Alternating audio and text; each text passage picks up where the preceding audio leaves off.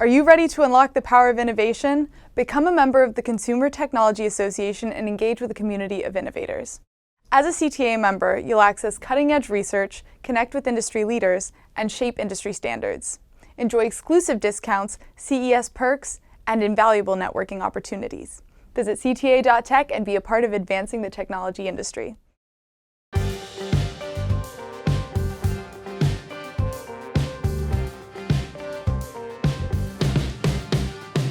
This is CES Tech Talk. I'm James Kotecki. CES 2024 is January 9th through 12th in Las Vegas, and it is time to build that hype. So let's get smart about the world's most influential tech event. And of course, nothing says influential like a CES keynote address. And at CES 2024, L'Oreal CEO Nicholas Hieronymus will take the stage to deliver the event's first ever keynote from a beauty company. And joining me now to talk about the future of beauty tech is L'Oreal's Global Managing Director of Augmented Beauty and Open Innovation, Guive Balooch. Thank you so much for joining us, Guive. Thank you for having me. Okay, so first of all, you have an awesome title, Managing Director of Augmented Beauty and Open Innovation. What does that actually mean at L'Oreal? Well, I've been at the group now for 16 years. It's hard to believe, but it's 16 years now. And I run two entities within the research and innovation of the group. The first is all of the tech and services that go around the combination of science, technology, and beauty together. So all of that kind of what we're coming to the CES for every year. And we started that back in 2012. And I'm also running all the partnerships with startups, which is what the open innovation pieces, which is all the way from biotech to synthetic biology, all the way to technology itself, like deep tech. So I have it's a long title, but with a really cool job. And this is interesting because I think it is significant that L'Oreal is giving a keynote address at CES. L'Oreal has been very successful at CES for many years, as you're saying, and it hasn't, some of it's been behind closed doors, but certainly it's had a public-facing success at CES. I still imagine there might be people who hear about this keynote address and scratch their heads and think, what's a beauty company doing at CES? But how do you kind of contextualize and explain that to people who are really just kind of coming to this idea of beauty tech for the first time? How do we kind of get grounded in what this means? I think the best way to explain it to you is to tell you about the story about L'Oreal and our vision of beauty. I mean, we started as a company over 110 years ago by a chemist. It was a chemist that created the first hair color dye in the salon. And over time, the appetite for innovation in beauty and the consumer for beauty has just grown. No matter what the economic world is like, what society has shifted, beauty has always been something that has become more and more essential. And on top of that, we're the largest beauty company in the world today. We have over 35 brands that you may not know are L'Oreal, like Kiehl's, Maybelline, Garnier, Lancome, Kerastase. All of these are brands that are actually part of the L'Oreal portfolio. And so about 10 to 12 years ago, we had seen that more and more of this kind of dynamic shift in society and the world around individuality, hyper-personalization, the need to understand my beauty habits and needs thanks to data so that I can have the best product over time. We're all going to be powered by technology. And so we took this bet like around 2012 to come to the CES to try and be part of the tribe, but to try and understand what it would really mean for the future of our industry and our consumer, rather than taking just a tech trend approach to it. And over the last 10 years, we've been coming every year with a new service that combines the kind of beauty product with digital or physical technology, but to ultimately serve a need, to serve attention that our consumers have that have been around for ages. So I know it seems like it's something that's unique and different, but actually beauty and technology come together so well, because in the end, the needs of consumers around beauty are so deep, and technology is a real way to solve them. I did actually not know that Kiehl's was a L'Oreal product, but I was applying that moisturizer in Las Vegas for my on-camera interviews that I was doing there earlier this year in January, and I think it saved myself a lot of dry skin. So I appreciate that. The chemistry works, but we're here to talk about a lot of these. But it's so interesting that you can kind of combine nowadays. Obviously, there is this kind of baseline of chemistry. There's physical products that are out there that people are buying and applying, and we can talk about some of the digital ways that people choose to buy those and apply those. But I think what people might, stand out from your title, for example, is this idea of augmented beauty. It seems to kind of hint at digital, kind of augmented reality. So it's hard to even know exactly how to start articulating this question, but even since 2012, the world has dramatically changed in the way that people think about their online presence, the way that they represent themselves on social media, the way that they might use, filters and editing to change their appearance, the way they see themselves, the way they want others to see them. So how does L'Oreal, a company that has a storied history of making these physical products, start to think about operating in this increasingly digital world? Yeah, I think you hit on a number of points that are really important. I mean, when we say augmented beauty, for us, it means taking beauty to the next level. And this idea that more and more we're going to need to be more individualistic when it comes to our relationship with our consumers. We're going to need to let them shop and diagnose their beauty in different touch points, whether it's virtual or physical. We're going to need to connect those so that they can have the most seamless experience. And ultimately, it all comes down to, the big tensions that people have around their beauty. And I'll give you some examples. In 2014, we launched the first virtual makeup mirror, which allowed people using AR be able to virtually try makeup and be able to then physically buy that product. The tension is that you have thousands of choices when you go to a point of sale or a retail environment, and you can't physically try all of them. And so what we wanted to do was to allow people to have this kind of virtual way to choose the best product for them. And that ultimately allows people the freedom to be able to dare and try, but also to be able to buy the right product. And over time, what we've done is we've brought new services that combine physical, digital, but also the formula. Sometimes we find that we needed products where, for example, 50% of people can't get the right shade of foundation today. And that's primarily because you don't have enough shelf space to have the same amount of products as you do skin tone. And so we created a machine called Le Temps Particulier that allowed people to get that perfect shade out of 22,000 options powered by data. In the end, they get the physical product, but it's powered by tech. So we've done many things all the way from digital touch points to measurements, sciences to be able to measure your skin tone and your hair, to also making your life easier when it comes to using those products that people have had sometimes challenges in terms of mess, like hair color, that now are products like Colorsonic Salt. So I think we start with what people need, which hasn't changed. And we try to backfill it with the right technology that allows people to get to that augmented level of performance that they want. Making some big news, your company did with disability tech, with the ability to apply makeup for folks who might have challenges, physically applying it to their face. Can you speak a little bit more to that? Yeah, this is this kind of real exciting project that we unveiled last year, which is what we call assistive beauty tech. And this idea that today I'll start with kind of the issue, which is that 1 in 7 people in the world today have a disability. 1 in 10 people in the world today have a limited hand or arm mobility issue, meaning that things like Parkinson's or stroke or rheumatoid arthritis or, brain injury, paraplegia, all of these, I could list them forever, can create a challenge where people can't actually experience beauty with their own hands and their own arms.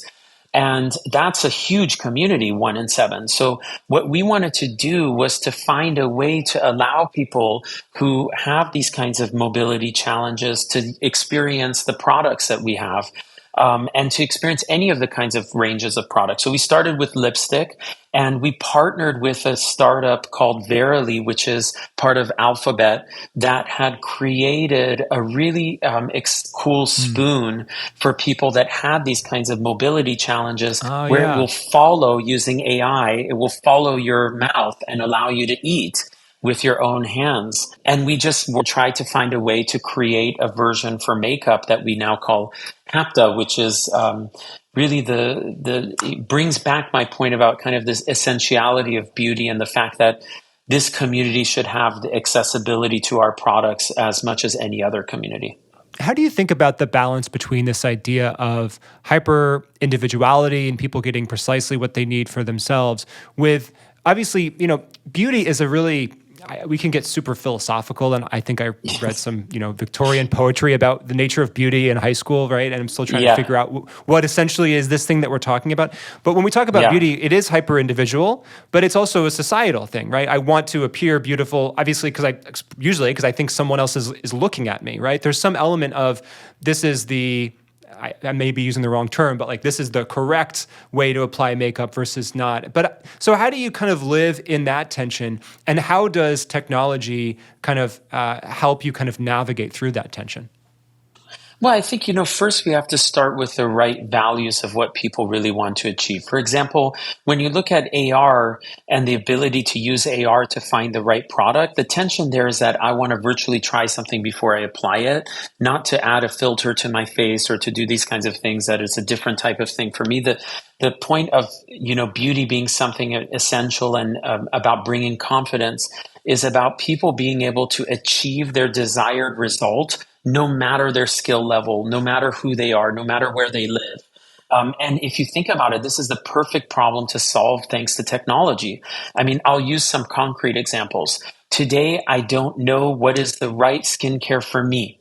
That means that I need to have online diagnostics that allow me to understand what my skin type is, what kind of products would be tailored to it. But even deeper, like our recent project with Verily, which was around running a huge clinical study to understand biomarkers and the proteins and microbiome in the skin. Today, thanks to tech, we're able to get measurements like that quickly. So if we can unlock those, we can help people have the ultimate hyper personalization.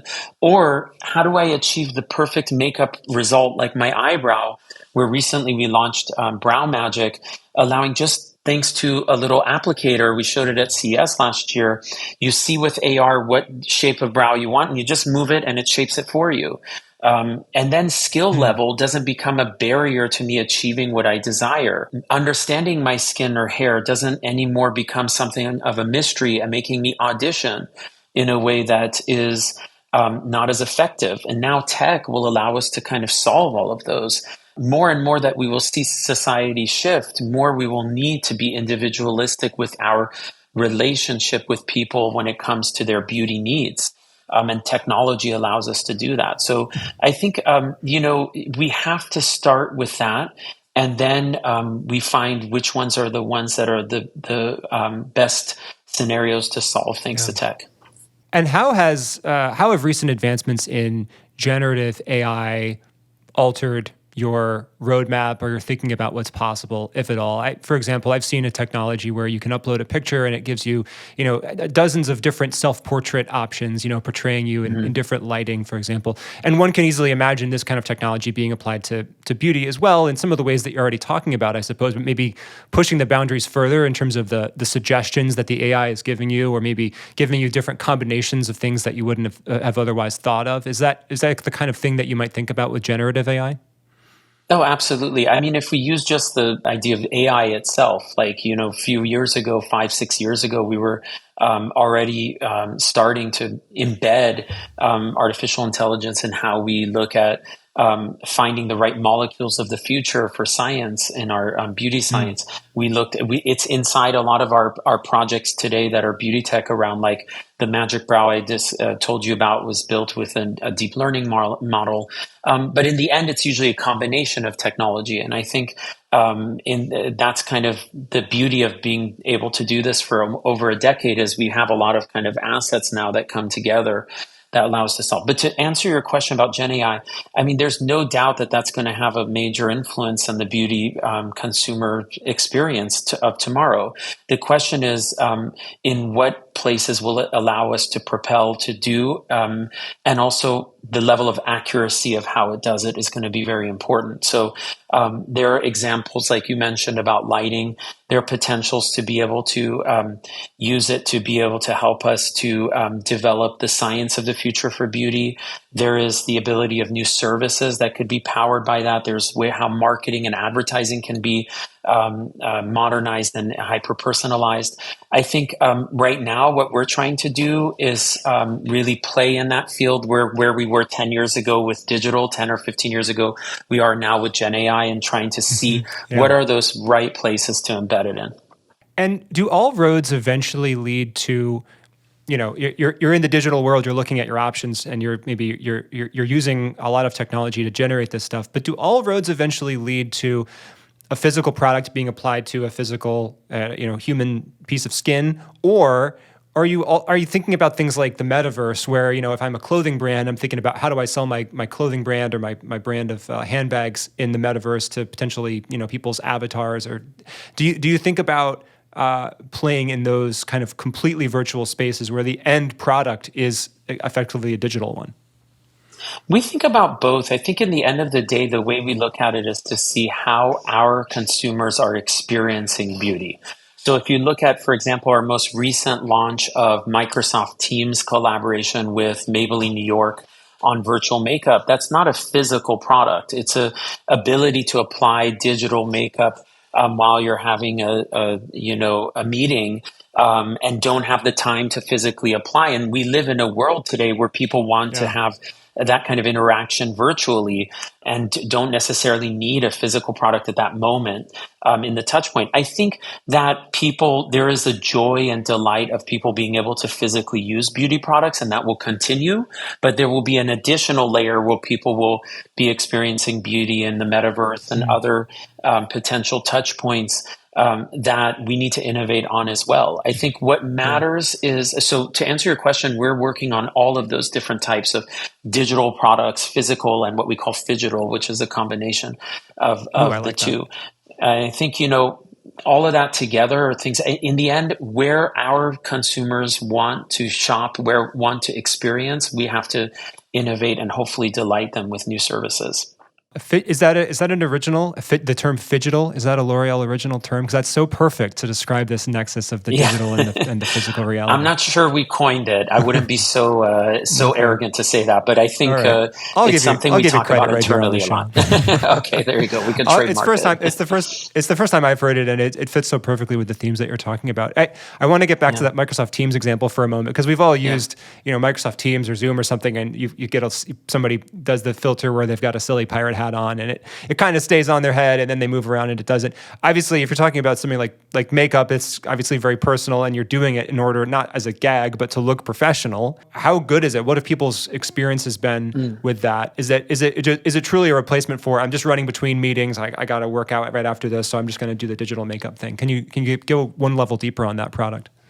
Yeah, I think, it starts with when we first launched Makeup Genius, which was the first virtual makeup mirror in 2014. So this has been almost 10 years in the making. We acquired a tech company called Modiface that's a leader in AR for makeup. And over the last 10 years, the way we've approached digital makeup has been the same way we approach our physical products in terms of testing. And I'll tell you what it means. Today, when we test a physical product, we actually apply it on people from very light to very dark skin tones in different countries, and we test the accuracy of our products physically. We did the exact same digitally. What we did was we had a whole bunch of different setups of cameras where people would, with different skin tones, would apply physically the makeup products, and then we would compare them to what it actually looked like on the physical product. And this is an enormous amount of science and work that goes into it, but we took the approach from day one that we don't want to build filters, we want to build a digital makeup experience. And so by doing that, we're now at a point where I can answer your question, which is when you are on Teams, there's a very high level of accuracy that the product that you are actually using digitally will be the same when you actually physically apply the product later, or very close to the same. And so this has been over 10 years of work and modeling that has gone into it. And it's one of the reasons why we're excited to bring this to hundreds of millions of people, because we do believe very much in the accuracy of the technology. I myself am a scientist. I'm sitting inside the research organization for a reason, for that exact reason, to not compromise the quality. It's so fascinating to see how this work that you've been doing for a decade is now paying off in things like Microsoft Teams call. I'm not even sure the product Microsoft Teams was around. I guess Skype was around, which Microsoft owns. I don't know if they owned it in 2012 back then. But it's just interesting to see these kind of things come to fruition. Obviously, you couldn't have known about the pandemic. Were you anticipating like there's going to be an explosion of video calls? Were you even building it for that reason? And I guess what I'm getting at is, what are some of the things that you're kind of playing around with now? What are some of the assumptions that you're making about the next 10 years about how people are going to want to interact with each other and with your products? Because it seems like you made some correct bets in the past, so we want to hear what your bets are for the future. Well, we've made some correct bets. I won't say all of them have been correct, because I've been doing this for over a decade. So it would be definitely not true if I told you that we haven't done test and learn, and one of them is learning. But I would say that, when it comes to where we've done it right, I think we didn't anticipate at all what would happen in terms of a boom in video calls when we did Makeup Genius in 2014. But we did understand that the world was becoming more digital, and that people deserved the ability to virtually try something before they buy it. And I think that then was propelled, as a result of the unfortunate pandemic. And it keeps, and when you start with that, I think that our technologies and our services have lasted a long time. And I'll use the example of our recent launch of ColorSonic. We were the first inventors of the hair color dye in the salon over 100 years ago. We were one of the first inventors of the hair color dye at home 50 years ago. For 50 years, the formulas have gotten better, but people have still had to mix it like they're a chemist at home. It's messy. They have to use gloves. It's not easy to do it. And so around 7 years ago, we thought, well, we have to make this process easier. And we invented in-house a technology that mixes the dye and the color and just applies like a brush, easy, without any of that stress that people have. And then when the pandemic happened, it did give this kind of acceleration to people wanting to have these kinds of more easy services at home to do these challenging things. And so what I mean to say is, like, it's not like we're trying to foresee what will happen in the world in the future. I think we're trying to solve some of these challenges that have been really hard to solve before. And when you do that, you find that they last a long time if you do it the right way. And so through all these years, we've learned to, figure out now, I think, better and better what those right challenges are. So what's your current cutting edge? What are the technologies, or scientific or digital or otherwise, that you're kind of pushing right up against, or that you're eagerly anticipating someone else having a breakthrough in an adjacent industry so that you can apply it in yours? Well, I think there are a number of them. I mean, now more and more we find that the future of beauty lies at the intersection of many new kinds of areas of science. And one of them is like health. When you look at health and wellness, today we have, an exclusive and really important partnership with Verily, which is the health division of Alphabet, that allows us to build clinical studies of the future so we can understand the biology of people related to beauty and give them the best product, not just now, but over time, and to help us predict and to give people kind of a management system around their beauty. We're looking more and more of that combination of AI and physical electronics, allowing us magical experiences. Like maybe one day you'll be able to achieve all your beauty or makeup results with just having a pair of glasses that just does everything for you, like we saw in the movie Fifth Element 20 years ago, for those of you that remember that. I'm old enough to remember. And I Great think film. Thank you. Exactly. And I think, this kind of hyper personalization, which is what I was mentioning it's also just an example of this idea that we'll be able to have a two-way street kind of conversation with people around data, around what they need, and to be able to give them the right product faster and more effectively. So I think that comes in industries like AI and deep tech. So, and then even more like sustainability.